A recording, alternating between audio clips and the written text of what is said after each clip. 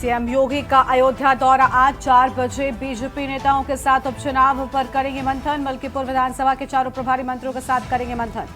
जनता दरबार में सीएम योगी ने सुनी फरियाद, अधिकारियों को तत्काल समस्या के निस्तारण के दिए आदेश। सीएम योगी बोले, बिना विलंब किए पीड़ितों की हो मदद। बीएसपी अध्यक्ष मायावती करेंगी प्रेस कॉन्फ्रेंस। आरक्षण को लेकर सुप्रीम कोर्ट के आदेश के संबंध में प्रेस कॉन्फ्रेंस।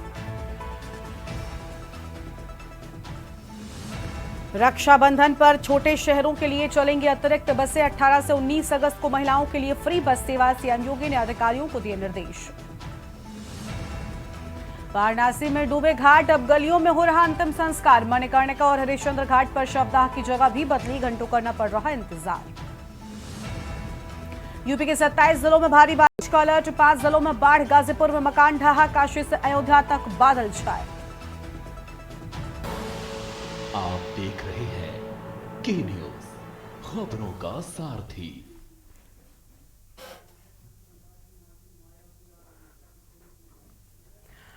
नमस्कार, आप देख रहे हैं के न्यूज संध्या। मैं हूं आपके साथ गरिमा वाजपेयी। खबर उत्तर प्रदेश की शुरुआत करते हैं कुछ खास खबरों के साथ में, लेकिन उससे पहले बीएसपी सुप्रीमो मायावती की प्रेस कॉन्फ्रेंस में आपको लेकर चलते हैं। संबंध में अपनी बात रखी थी। इसी विषय पर कल दिनांक 9 अगस्त 2024 को टेलीविजन के चैनलों में यह दर्शाया गया कि बीजेपी के एससी व एसटी के सभी सांसद माननीय प्रधानमंत्री जी से मिले हैं और उन्होंने भी प्रधानमंत्री जी को माननीय सुप्रीम कोर्ट के इस निर्णय से आरक्षण खत्म होने की स्थिति उत्पन्न हो गई है, इससे अवगत कराया, जिस पर माननीय प्रधानमंत्री जी ने उन्हें ये आश्वासन दिया कि एससी व एसटी वर्गों के आरक्षण में क्रीमी लेयर तथा उनका उप वर्गीकरण नहीं होने दिया जाएगा, इस पर गौर किया जाएगा। प्रधानमंत्री जी द्वारा अपने सांसदों को दिए गए इस आश्वासन के बारे में कई न्यूज चैनल पर प्रसारण होने पर फिर मैंने कल ही दिनांक 9 अगस्त 2024 को एक ट्वीट करते हुए कहा कि जो ये आश्वासन तथा इसी ट्वीट में मैंने ये भी कहा कि परंतु इस आश्वासन को तो तभी पूरा किया जा सकता है जब केंद्र सरकार वर्तमान में चल रहे संसद सत्र में ही एक संविधान संशोधन विधेयक लाकर माननीय सुप्रीम कोर्ट के इस निर्णय को निष्प्रभावी बनाते हुए ये प्रावधान लाती है कि एससी एवं एसटी वर्गों के आरक्षण के लिए इन जातियों को कभी भी उप वर्गीकृत नहीं किया जा सकेगा तथा इन पर क्रीमी लेयर भी लागू नहीं होने दिया जाएगा। और साथ ही मैंने ये भी कहा कि आज इस मामले में विषम स्थिति उत्पन्न ही ना होती अगर केंद्र सरकार ने अपने अटॉर्नी जनरल के माध्यम से माननीय सुप्रीम कोर्ट के समक्ष एससी व एसटी समाज के उप वर्गीकरण एवं क्रीमी लेयर के पक्ष में जोरदारी से अपने कथन न रखे होते। यदि उन्होंने ठीक ढंग से पैरवी की होती तो शायद ये ऐसी नौबत नहीं आती। और अब इसी सत्र में संविधान संशोधन न लाकर अचानक वर्तमान सत्र को ही तय की गई निश्चित तारीख के पूर्व ही कल दिनांक 9 अगस्त 2024 की शाम को अनिश्चित काल के लिए संसद जो है वो स्थगित कर दिया गया, जिससे कि माननीय सुप्रीम कोर्ट द्वारा दिया गया ये असंवैधानिक निर्णय बना रहे। और बीजेपी की केंद्र की सरकार की मंशा, जिसकी वकालत उन्होंने सुप्रीम कोर्ट में की थी, वह बनी रहे, जिसके तहत इस देश के समूचे एससी व एसटी वर्गों के लोगों को क्रीमी लेयर के बहाने तथा उनके बीच में उप वर्गीकरण करके उन्हें आरक्षण से ही हमेशा के लिए वंचित कर दिया जाए और इस प्रकार से फिर बिना संविधान बदले ही एससी व एसटी वर्गों का आरक्षण हमेशा के लिए खत्म कर दिया जाए। एक और वर्तमान संसद सत्र को निश्चित तिथि से पूर्व ही समाप्त करना और दूसरी तरफ माननीय प्रधानमंत्री जी का ये हवाई आश्वासन देना कि माननीय सुप्रीम कोर्ट के इस निर्णय को नहीं लागू किया जाएगा और फिर इस मामले में कोई भी कदम न उठाना तथा कोई भी कार्रवाई आदि न करना, ये स्पष्ट रूप से दर्शाता है कि या तो माननीय प्रधानमंत्री जी द्वारा इस तरह का कोई आश्वासन अपने SC/ST वर्गों के सांसदों को दिया ही नहीं गया है, या फिर ऐसा आश्वासन केवल इन वर्गों के लोगों को भ्रमित व गुमराह करने के लिए ही दिया गया है। और इसीलिए अभी तक आधिकारिक तौर से माननीय प्रधानमंत्री जी द्वारा प्रेस के माध्यम से या अपने कुछ सरकारी ट्वीट के माध्यम से इस आश्वासन की कोई पुष्टि नहीं की गई है। केवल आश्वासन दिया जब वो MP लोग मिले हैं, लेकिन अलग से कोई सरकारी तौर पर उन्होंने ना कोई प्रेस के द्वारा इस संबंध में बताया, ना कोई उन्होंने अपना कोई ट्वीट जारी किया सरकारी तौर पे जैसे वो करते रहते हैं। इन सब कारणों से आज इस देश में SC व ST वर्गों के रह रहे लगभग 40 करोड़ से ज़्यादा लोग पूर्व में कांग्रेस की रही सरकार की तरह ही वर्तमान BJP की केंद्र की सरकार के द्वारा भी अपने आप को काफ़ी ठगा सा महसूस कर रहे हैं, जिनको कि यहाँ वर्षों से छुआछूत एवं अनेकों अन्य शोषण व उत्पीड़न आदि सहने पड़े हैं और जो आज भी सहने पड़ रहे हैं, जिसकी वजह से ये लोग आज भी सामाजिक एवं आर्थिक तौर से पिछड़े हुए हैं, जिन्हें ये आरक्षण दिलाने का कार्य परम पूज्य बाबा साहब डॉक्टर भीमराव अंबेडकर द्वारा कांग्रेस पार्टी के भी विरोध के बावजूद अपने अथक प्रयासों से दिलाया गया है। जबकि केंद्र की सरकारों ने इस आरक्षण को खत्म करने के लिए समय समय पर लगातार अनेकों प्रयत्न किए हैं, जैसे कि सरकारी नौकरियों को खत्म करके कॉन्ट्रैक्ट के माध्यम से कार्य कराना, जिनमें उनके द्वारा नियुक्त कर्मचारियों पर कोई आरक्षण लागू नहीं होता है। सरकारी उपक्रमों अर्थात संस्थानों को निजी हाथों में बेचकर उनमें मिल रही लाखों की संख्या में नौकरियां, जिसमें SC व ST वर्गों को भी आरक्षण उपलब्ध था, वो भी खत्म कर देना। लाखों की संख्या में पदों को खाली करना। देश में लाखों पद जो कि SC व ST वर्गों के लिए आरक्षित थे, उन्हें सालों से खाली रखना और बाद में उन्हें समाप्त करके सामान्य वर्ग को दे देना। पदोन्नति में आरक्षण के लाभ से SC व ST वर्गों के कर्मचारियों को पहले ही माननीय सुप्रीम कोर्ट के एक पूर्व निर्णय जो कि नागराज के केस में दिया गया था, उसके तहत खत्म कर दिया गया था तथा जिस निर्णय को निष्प्रभावी बनाने के लिए संसद में संवैधानिक संशोधन विधेयक BSP के अथक प्रयासों से राज्यसभा में तो पारित हो गया था, परंतु उसके बाद वह लोकसभा में आज तक भी पास करने के लिए नहीं लाया गया है। और ये वही बिल है जिसको कि समाजवादी पार्टी ने अपने सांसदों के द्वारा कांग्रेस एवं BJP के साथ मिलकर संसद के अंदर ही फाड़ दिया था। और अब इसी प्रकार ही भाजपा की केंद्र सरकार ने अपने वकील अटॉर्नी जनरल के माध्यम से सुप्रीम कोर्ट में उप वर्गीकरण और क्रीमी लेयर के पक्ष में गलत दलीलें दिलवाई थी, जिसकी वजह से ही नागराज के निर्णय की तरह दविंदर सिंह बनाम पंजाब राज्य के केस में भी माननीय सुप्रीम कोर्ट द्वारा दिनांक 1 अगस्त 2024 को आरक्षण के विरुद्ध निर्णय दिया गया है, जिसका सीधा असर ये होने वाला है कि अब संपूर्ण SC व ST वर्गों को आरक्षण प्राप्त नहीं हो सकेगा, क्योंकि इस निर्णय के अंदर ऐसी व्यवस्था कर दी गई है कि अब पूरे देश में राज्य सरकारें अपने अपने राजनीतिक फायदे के हिसाब से SC व ST वर्गों के लोगों को आपस में ही लड़वाने का काम करेंगी और इन वर्गों के लोगों को जीवन भर कोर्ट कचहरी के ही चक्कर लगाने के लिए मजबूर कर देगी और फिर अंत में इनके सभी आरक्षित पद खाली पड़े रहने के कारण या तो ये पद खत्म कर दिए जाएंगे, अन्यथा इन्हें सामान्य वर्ग को ही दे दिया जाएगा।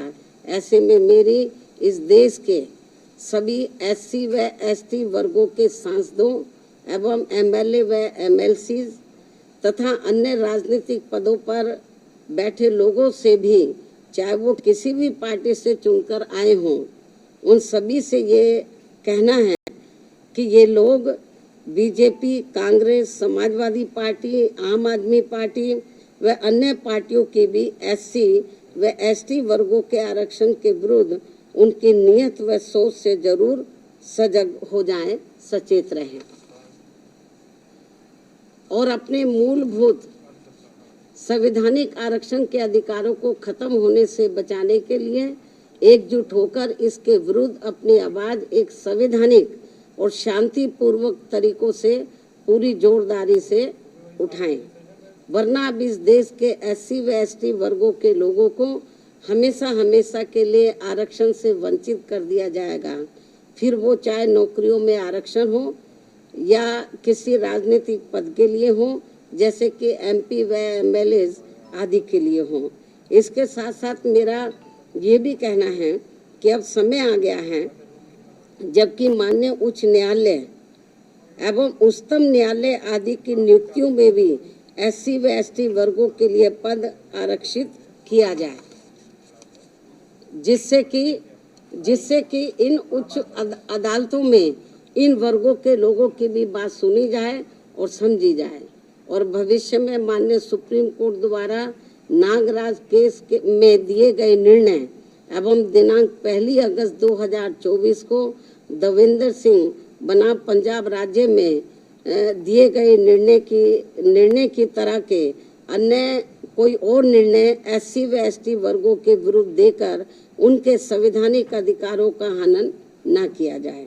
इसके अलावा मेरा सावधानी के तौर पर SC व ST वर्गों के लोगों को ये भी कहना है कि दिनांक 1 अगस्त 2024 को माननीय सुप्रीम कोर्ट के द्वारा SC व ST वर्गों के आरक्षण के मामले में दिए गए निर्णय को लेकर अभी तक भी कांग्रेस पार्टी चुप क्यों बैठी है?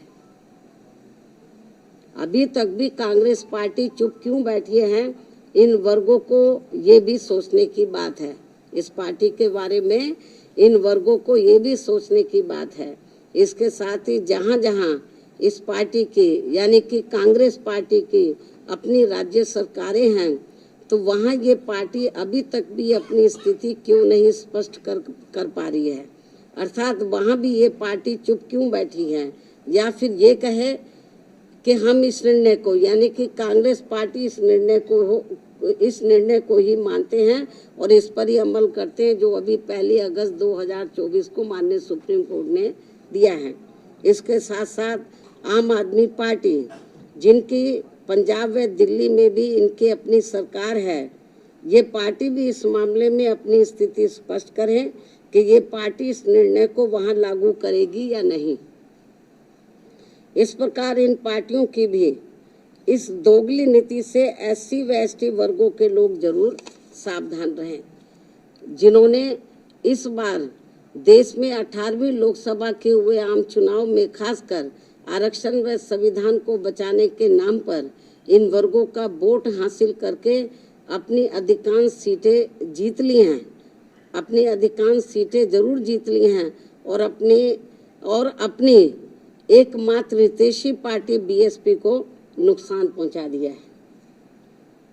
और अब अंत में मेरा इन जैसी अन्य सभी पार्टियों से भी यही अनुरोध है कि वे भी इस देश के करोड़ों SC व ST वर्गों के लोगों के समक्ष इस निर्णय के मामले में अपनी अपनी पार्टी का स्टैंड जल्दी ही स्पष्ट करें, ताकि सही स्थिति इन वर्गों के सामने आ सके। बाकी जो पार्टियां चुप बैठी हुई हैं, अपनी स्थिति स्पष्ट करें। चुनाव में तो ये बड़ी बड़ी बातें कर रहे थे, संविधान बचाने की, आरक्षण बचाने की। अब ये जो 1 अगस्त को जो अभी रिसेंटली अभी जो निर्णय आया है, उस निर्णय पर तो अब ये संविधान नहीं दिखा रहे किसी को। अब ये आरक्षण की बात नहीं कर रहे हैं कांग्रेस पार्टी एंड कंपनी के लोग और भी पार्टियों के लोग। तो अभी नहीं ये संविधान की बात कर रहे, ना इनके आरक्षण की बात कर रहे। तो इसलिए मेरा यही कहना है इन सभी पार्टियों से, चाहे बीजेपी है, कांग्रेस है, केवल आश्वासन देने से, बीजेपी की ओर से आश्वासन आया, माननीय प्रधानमंत्री जी द्वारा केवल आश्वासन आया है। आश्वासन से काम नहीं चलेगा। इन लोगों को, SC ST वर्गों को जो इस फैसले से, इस निर्णय से नुकसान हो रहा है, तो उस पर वो अपना सही स्टैंड ले। और ये कोई केवल आश्वासन से या गौर करने से, माननीय प्रधानमंत्री जी ने जो कहा है कि हम गौर करेंगे, आश्वासन दिया, उससे काम नहीं चलेगा। इसका बड़ा भारी नुकसान इन वर्गों के लोगों को हो रहा है।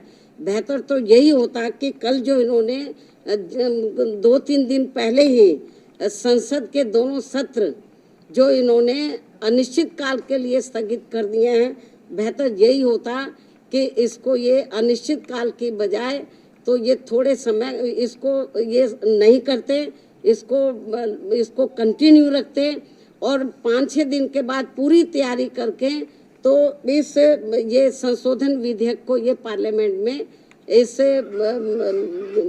इस मामले को लेकर पार्लियामेंट में संशोधन विधेयक ये लाते, लेकिन नहीं लाए।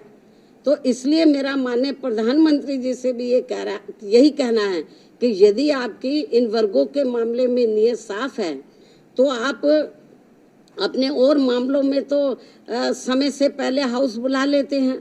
तो आप कभी भी हाउस बुला सकते हैं, अपनी तैयारी करें। और ये जो 1 अगस्त 2024 को जो माननीय सुप्रीम कोर्ट का निर्णय आया है, तो इस निर्णय को निष्प्रभावी बनाएं, हाउस बुलाएं मतलब, और मालूम भी पड़ जाएगा कि हाउस में सभी दलों का क्या स्टैंड है। और मुझे क्या लगता है कि ये इनको जल्दी करना चाहिए, ये ठीक नहीं है। वरना जिन राज्यों में अब जल्दी ही विधानसभा के आम चुनाव होने वाले हैं, तो इन वर्गों के लोग न बीजेपी को माफ करेंगे, न कांग्रेस को, न अन्य पार्टियों को माफ करेंगे, क्योंकि इन्होंने इस बार जो 18वीं लोकसभा के आम चुनाव हुए हैं, उसमें इन वर्गों के लोगों के साथ बड़ा विश्वासघात किया, धोखा दिया है। इनको कहा कि हम संविधान बचाएंगे, आरक्षण आपका खत्म हो जाएगा। अब ये चुप क्यों हैं? अब ये लोग चुप क्यों हैं? तो लेकिन इससे साफ जाहिर है, ना ये संविधान को बचाने वाले हैं, ना आरक्षण को बचाने वाले हैं। अब ये समझ में नहीं आ रहा आरक्षण को लेकर, ये जो संविधान को दिखाते घूम रहे थे सभी पार्टियों के लोग, अब क्यों नहीं संविधान को दिखा रहे हैं? अब क्यों नहीं आरक्षण की बात कर रहे हैं कि इनका आरक्षण जो निष्प्रभावी हो गया है, तो इसको प्रभावी बनाने के लिए इनको पार्लियामेंट का सत्र जल्दी ही शॉर्ट नोटिस में इनको बुलाना चाहिए और अपनी स्थिति बीजेपी की सरकार को क्लियर करनी चाहिए और बाकी पार्टियों को भी अपना स्टैंड क्लियर करना चाहिए। क्योंकि ये कुछ जरूरी बातें कहने के लिए मैंने आज आप लोगों को तकलीफ दी है। हालांकि इससे भी मैंने पहले प्रेस बुलाई थी, लेकिन अब जो हालात जो स्थिति सामने आ रही है, कल मैंने ट्वीट भी किया, लेकिन ट्वीट में सारी बातें नहीं आ सकती हैं, ट्वीट में सारी बातें नहीं आ सकती है। इसलिए फिर मैंने सोचा कि मैं मीडिया बंधुओं के समक्ष जाकर अपनी पार्टी की सही स्थिति आप लोगों के सामने इस संबंध में रखूं, इसलिए आज मैंने आप लोगों को तकलीफ दी है। इन्हीं जरूरी बातों के साथ अब मैं अपनी बात यहीं समाप्त करती हूं। धन्यवाद। जय भीम व जय भारत।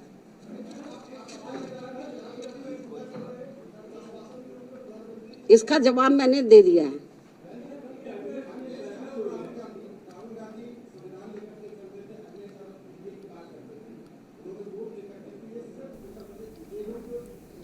इसका भी जवाब मैंने दे दिया है, इसका जवाब दे दिया है। जाति जनगणना को लेकर हमने एक बार नहीं अनेकों बार कहा है कि केंद्र की सरकार की ये जिम्मेवारी बनती है। काफी बहुत पहले राष्ट्रीय जातीय जनगणना हुई थी देश में, लेकिन वर्षों बीत गए हैं। अब केंद्र की सरकार की जिम्मेवारी बनती है, ये मामला राज्यों के ऊपर न छोड़कर केंद्र की सरकार अपनी जिम्मेवारी समझे और इसकी राष्ट्रीय स्तर पर जातीय जनगणना होनी चाहिए।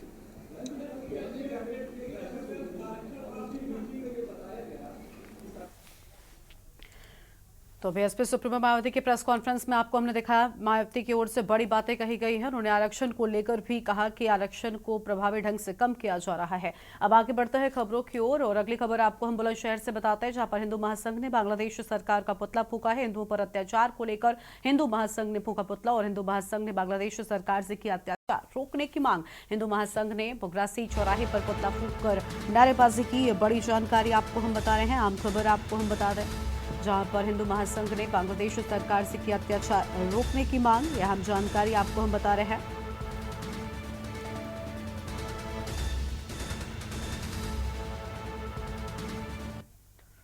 अगली खबर रायबरेली से, जहां सिपाही पर छात्रा से छेड़छाड़ करने का आरोप लगा। छात्रा को अश्लील वीडियो दिखाने का लगा आरोप। नाबालिग छात्रा मां के साथ पहुंची एसपी ऑफिस और सिपाही पंकज पर पीड़ित छात्रा ने लगाए आरोप। पीड़िता के घर पर किराए में रह रहा था आरोपी और 1 साल से पीड़िता के साथ कर रहा था छेड़छाड़।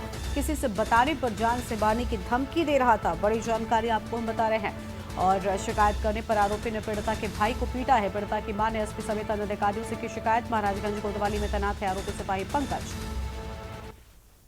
अगली खबर कानपुर से, जहां नाबालिग से मौलाना ने किया दुष्कर्म का प्रयास और बच्ची को चॉकलेट के बहाने दुष्कर्म का प्रयास किया। बड़ी खबर आपको बता रहे, दुष्कर्म करने के बाद फरार हुआ मौलाना और 8 साल की नाबालिग बच्ची से दुष्कर्म कर मौलाना फरार हो गया है। बच्ची की मां ने पुलिस में शिकायत कर दी है। पुलिस ने मौलाना मुख्तार के खिलाफ FIR दर्ज कर ली है। पुलिस ने मौलाना की गिरफ्तारी के लिए टीमें लगा दी हैं। ग्वालटोली थाना क्षेत्र के मकबरे का ये पूरा मामला बताया जाता है। तो बच्ची की मां ने पुलिस में शिकायत की है। ये बड़ी जानकारी आपको हम बता रहे हैं।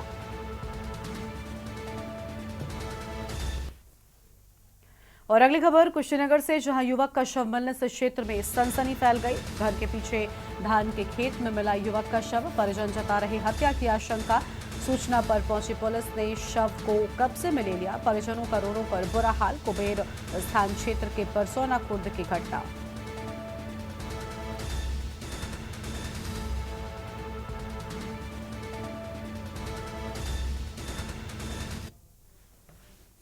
मेरठ से अगली खबर, बदमाशों ने व्यापारी के साथ लूटपाट की है। बदमाशों ने व्यापारी को बंधक बनाकर लूटा है। ये बड़ी जानकारी आपको हम बता रहे हैं, जहां व्यापारी को बंधक बनाकर लूटपाट की गई। ये बड़ी खबर आपको हम बता दें। और बदमाशों ने व्यापारी को बंधक बनाकर लूटा है। आम खबर आपको हम बता रहे हैं।